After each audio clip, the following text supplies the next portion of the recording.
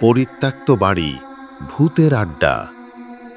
আমি আজকে আপনাদের যে গল্পটা বলবো সেটা কোনো কল্পনা নয়, অন্তত আমি তাই মনে করি না, কারণ আমি নিজে সেই অভিজ্ঞতার মধ্য দিয়ে গিয়েছি। এটা সেই রাতের কথা যেদিন আমি আমার বন্ধুদের সাথে শহরের বাইরে এক পরিত্যক্ত বাড়িতে ঢুকেছিলাম। লোকজন বলতো ওটা নাকি ভূতের আড্ডা। আমাদের ছোট্ট শহরে সেই বাড়িটার নাম সবাই জানত, মল্লিক বাড়ি। একসময় খুব বড়লোক পরিবার থাকতো সেখানে, কিন্তু অদ্ভুতভাবে সেই পরিবারের সবাই একে একে মারা যায়। কেউ বলতো অভিশপ্ত জমি, কেউ বলতো কালো জাদু। শেষমেশ বাড়িটা ফাঁকা হয়ে যায়, আর সেখানেই শুরু হয় অদ্ভুত কাহিনী। প্রতিদিন রাতে বাড়িটার জানালা থেকে মোমবাতির আলো জ্বলতে দেখা যায়। ভেতর থেকে শোনা যায় কান্নার শব্দ, আবার কখনো হাসি, কিন্তু আশেপাশের লোকজন কেউ সাহস করে কাছে যেত না। আমি, সজল, রুবেল আর মিতু চারজন বন্ধু মিলে ঠিক করলাম রাতে ওখানে ঢুকব। মনে হলো গল্পই তো, ভূত কোথায় আছে। টর্চ লাইট হাতে মোবাইলে রেকর্ড করার জন্য ক্যামেরা নিয়ে আমরা বেরিয়ে পড়লাম। বাড়িটার সামনে দাঁড়াতেই বুকের ভেতর হিম শীতল একটা বাতাস যেন ঢুকে গেল। লোহার গেটটা মরিচা পড়ে আটকে ছিল। ঠেলে খোলার সময় এক অদ্ভুত শব্দ হলো, যেন কেউ ভেতর থেকে ঠেলে ধরে আছে। ভেতরে ঢুকতেই দেখি চারপাশ ভাঙাচোরা, দেয়ালে কালো দাগ আর মেঝেতে শুকনো পাতা। কিন্তু আশ্চর্যের ব্যাপার হলো, ভেতরে গন্ধ পাওয়া যাচ্ছিল ধূপ আর মোমবাতির ধোঁয়া। কারা জ্বালালো এতদিনের ফাঁকা বাড়িতে? আমরা ধীরে ধীরে উপরে উঠতে লাগলাম। হঠাৎ করেই মিতু থেমে গেল। সে ফিসফিস করে বলল, শোনো, তোমরা কিছু শুনতে পাচ্ছ? আমরা কান পেতে শুনলাম। মেইলি কণ্ঠে গান ভেসে আসছে। গলা এত মিষ্টি, অথচ এত ভয়ঙ্কর যে গায়ে কাঁটা দিয়ে উঠল। গানের তথা পরিষ্কার বোঝা যাচ্ছিল না, কিন্তু সুর যেন মৃত্যুর ডাকের মতো। আমরা সিঁড়ি বেয়ে উপরে যেতেই দেখি একটা ঘরে আলো জ্বলছে। দরজার ফাঁক দিয়ে উকি দিতেই আমাদের নিঃশ্বাস বন্ধ হয়ে গেল। ঘরের ভেতর ৫-৬টা সাদা পোশাক পরা মানুষ বসে আছে, কিন্তু তারা স্বাভাবিক মানুষ নয়। তাদের মুখ কুয়াশার মতো ঝাপসা, আর চোখ দুটো জ্বলজ্বল করছে লাল আলোয়। তারা হাসছে, কথা বলছে, আবার হঠাৎ অদ্ভুত ভাষায় জপ করছে। আমার টর্চ লাইট হঠাৎ করেই নিভে গেল। রুবেলের মোবাইলও বন্ধ হয়ে গেল। চারপাশ অন্ধকারে ঢেকে গেল। হঠাৎ দরজাটা ধাক্কা মেরে খুলে গেল, আর সেই সব লোকগুলো ঘুরে আমাদের দিকে তাকালো। তাদের গলার আওয়াজ একসাথে উঠল। আমরা আতঙ্কে দৌড়াতে শুরু করলাম, কিন্তু বাড়িটার ভেতর যেন গোলক ধাঁধা। একই করিডর বারবার আসছে। সজল হঠাৎ থেমে চিৎকার করল, আমাদের পেছনে কে আসছে? আমরা ঘুরে দেখি অন্ধকারের ভেতর থেকে হাত বাড়ছে। লম্বা, শুকনো, হাড় বেরোলো হাত। মিতুকে ধরে ফেলল সেই হাত। আমরা টানাটানি করেও তাকে ছাড়াতে পারলাম না। তার চিৎকার কানে আজও বাজে, আমাকে বাঁচাও! এক ঝলক বাতাস এলো, আর মিতু উধাও। শুধু তার মোবাইলটা মেঝেতে পড়ে রইল। আমরা তিনজন মরিয়া হয়ে গেটের দিকে ছুটলাম।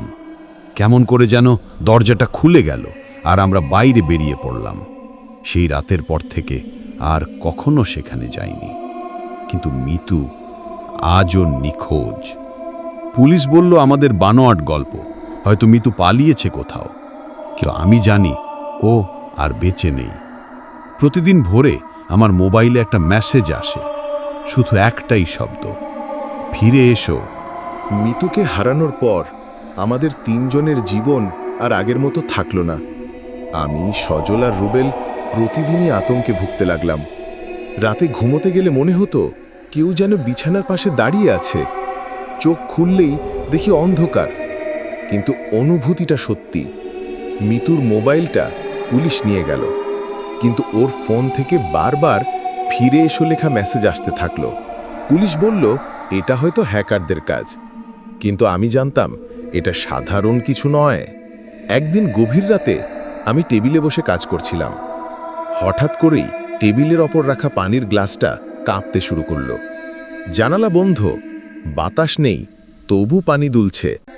গ্লাসটা ধীরে ধীরে টেবিল থেকে সরে গেল আর মেঝেতে পড়ে ভেঙে গেল। সঙ্গে সঙ্গে আমি স্পষ্ট একটা ছায়া দেখলাম। সেটি আমার ঘরের দেয়ালে ভেসে উঠল, কিন্তু আমার ছায়া নয়।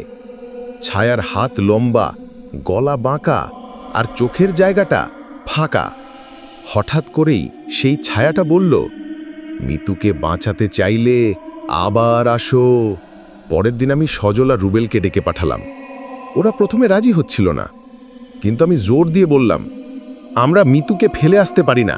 যদি সে এখনো বেঁচে থাকে। সজল কাঁপা গলায় বলল, ও বেঁচে নেই। আমি গতরাতে স্বপ্নে দেখেছি, ও আমাকে ডেকেছে, বলেছে আমি যেন ফিরে না যাই। রুবেল তবুও চুপচাপ রাজি হয়ে গেল। মনে হলো ওর ভেতরে এক অদ্ভুত টান কাজ করছে, যেন বাড়িটার ভেতর থেকে কেউ ওকে ডাকছে। আমরা তিনজন আবার মল্লিক বাড়ির সামনে দাঁড়ালাম। আগের বারের চেয়ে জায়গাটা যেন আরও ভয়ঙ্কর লাগছিল। চারপাশে শ্মশানের গন্ধ, আর বাড়িটার ভেতর থেকে ফিস ফিস আওয়াজ আসছিল। ভেতরে ঢুকতেই বাতাস ভারী হয়ে গেল। এবার আমরা সরাসরি সেই ঘরের দিকে এগোলাম যেখানে আগেরবার অদ্ভুত আড্ডা দেখেছিলাম। কিন্তু ঘরটা একেবারে ফাঁকা, শুধু মেঝেতে শুকনো রক্তের মতো দাগ, তার মাঝখানে মোমবাতি। হঠাৎ করেই দরজা বন্ধ হয়ে গেল। ঘরের ভেতর অন্ধকার নেমে এলো। তারপর একসাথে অনেকগুলো কণ্ঠস্বর শোনা গেল, তোমরা ফিরে এসেছো, এবার তোমাদের একজন যাবে না। আমরা টর্চ জ্বালাতেই দেখি রুবেল চুপচাপ দাঁড়িয়ে আছে, চোখ একেবারে লাল হয়ে গেছে। ওর ঠোঁটে বিকৃত হাসি। তারপর অদ্ভুত গলায় বলল, আমি ওদের সাথে থাকব, আমি ফিরে যাব না। আমরা ওকে টানতে চেষ্টা করলাম, কিন্তু ওর শরীর অস্বাভাবিক শক্ত হয়ে গেছে। হঠাৎ করে ঘরটা ভরে গেল অসংখ্য ছায়ায়। তারা রুবেলকে ঘিরে ধরল। তার পরের মুহূর্তেই রুবেল উধাও। শুধু তার হাসির প্রতিধ্বনি থেকে গেল, শেষের ডাক। আমি আর সজল ভয়ে অজ্ঞান হওয়ার মতো অবস্থা নিয়ে দৌড়ে বেরিয়ে এলাম। কোনোভাবে বাইরে আসতে পারলেও মনে হচ্ছিল আমরা আসলে বেরোতে পারিনি, যেন বাড়িটার ছায়া আমাদের পেছনেই লেগে আছে। সেদিনের পর থেকে সজল আর আমি ঠিকমতো কথা বলিনি। সজল আজও ভয়ে রাতে একা ঘুমোতে পারে না, আর আমি প্রতি রাতেই শুনি মিতু আর রুবেলের কণ্ঠ, তুই এখনো আসিসনি, আমাদের সাথে তোকে আসতেই হবে। রুবেল হারিয়ে যাওয়ার পর আমি আর সজল একেবারে ভেঙে পড়েছিলাম। কিন্তু সমস্যাটা এখানেই শেষ হলো না। সেদিন থেকে আমাদের চারপাশে অদ্ভুত কিছু ঘটতে শুরু করলো। আমি রাতের বেলা আয়নায় নিজের প্রতিবিম্ব দেখতাম, কিন্তু কখনো কখনো সেই প্রতিবিম্ব আমার মতো থাকতো না। চোখ লাল হয়ে যেত, ঠোঁটে অদ্ভুত হাসি ফুটত। সজলও আমাকে ফোন করে বলল, চোন, আমি রাতে একটা মেয়ের কান্নার শব্দ শুনি, মনে হয় ওর গলা যেন বাড়িটার ভেতর থেকে আসছে। একদিন হঠাৎ করেই এক বৃদ্ধ লোক আমাকে থামালেন। তিনি গ্রামের পুরনো মানুষ, মল্লিক বাড়ির ইতিহাস জানতেন। তিনি বললেন, তোমরা যে বাড়িতে গিয়েছিলে সেটা শুধু ভূতড়ে নয়, ওটা অভিশপ্ত। ওই মল্লিক পরিবার একসময় কালো যজ্ঞ করত। তারা মানুষের প্রাণ দিয়ে শক্তি আহ্বান করত। একদিন পুরো পরিবার যজ্ঞ করতে গিয়ে অগ্নিকুণ্ডে পুড়ে মারা যায়, কিন্তু তাদের আত্মা মুক্তি পায়নি। সেই বাড়ি এখন এক অদৃশ্য যজ্ঞস্থল, যেখানে যারা ঢোকে তাদের আত্মাও টেনে নেয়। আমি কাঁপা গলায় জিজ্ঞেস করলাম, তাহলে মিতু আর রুবেল? বৃদ্ধ লোক শান্ত গলায় বললেন, ওরা এখন আর মানুষ নয়, ওরা ওই বাড়ির অংশ হয়ে গেছে। কথাটা শোনার কয়েকদিন পর আমি সজলের বাসায় গেলাম। দরজাটা ভেতর থেকে খোলা ছিল। ঘরে ঢুকতেই দেখি সজল মেঝেতে বসে আছে, তার চারপাশে মোমবাতি জ্বলছে আর ঠোঁটে ফিসফিস মন্ত্র। আমি চিৎকার করে বললাম, তুই কি করছিস?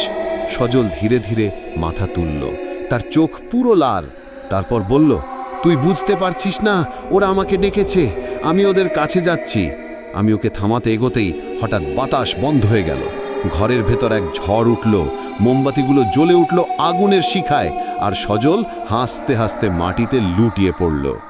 চোখের সামনে সজল মিলিয়ে গেল, ঠিক যেমন রুবেল আর মিতু মিলিয়ে গিয়েছিল। এখন আমি একা। আমি জানি পরের ডাকটা আমার জন্যই আসবে। প্রতিদিন রাতের বেলা জানালার বাইরে দাঁড়িয়ে থাকে তিনজন ছায়া, মিতু, রুবেল আর সজল। তাদের মুখ অন্ধকারে ঢাকা, শুধু চোখগুলো জ্বলছে। তারা একসাথে বলে, তুই বাকি, তুই আসলেই আড্ডা পূর্ণ হবে। আমি জানি কোনোদিন না কোনোদিন আমাকেও যেতে হবে, কারণ যেই বাড়ির ভেতরে একবার ঢুকে পড়া যায় তার থেকে চিরকাল পালানো যায় না।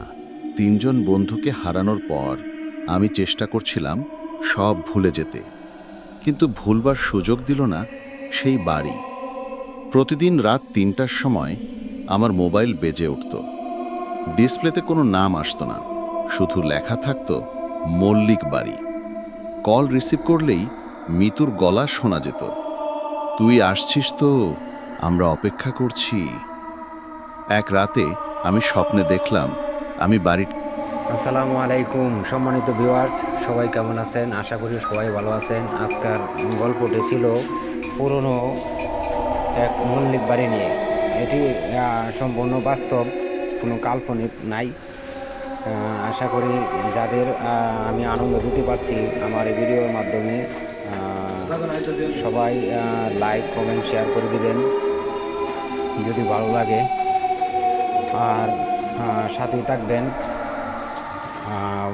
আমি আরও নতুন নতুন আপডেট গল্প পেতে চ্যানেলটি সাবস্ক্রাইব করে রাখবেন।